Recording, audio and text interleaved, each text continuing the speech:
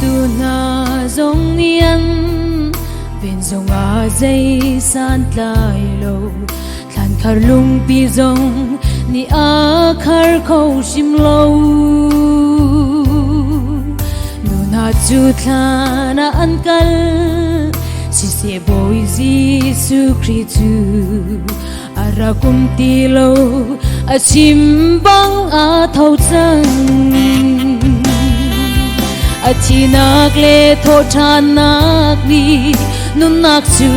a kan pe ki an tuk nak ma vual chu kan cha adam na a hing lu chin chu kan ni cha sui lu chi na si a thi nak thong in zung zal non na kan mu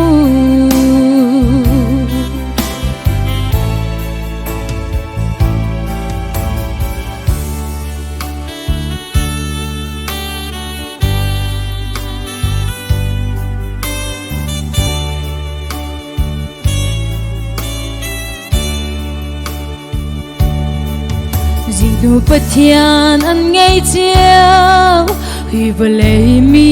phun kip ni man se thi na ka tei thâu than an lâu si se kan ni pathian chu thi na kia tei khâu lâu ni thum nua thâu than hallelujah a thi nak le tho than nak ni nun nak chu a kan pe ki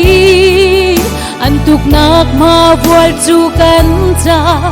adam na a hing lu chin chu kan ni cha sui lu chin a si a thi nak thong in zung zal nun nak kan mu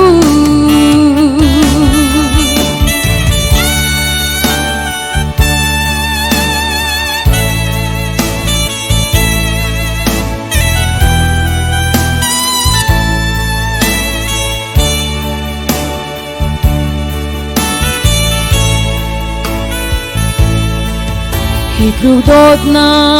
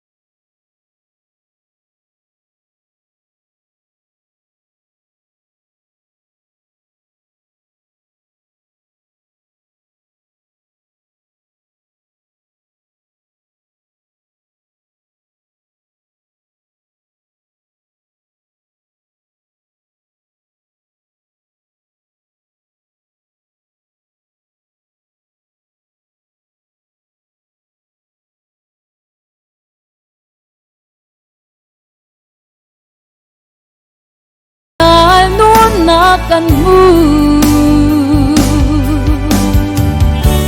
Kapag yan sa chuanak pe kausim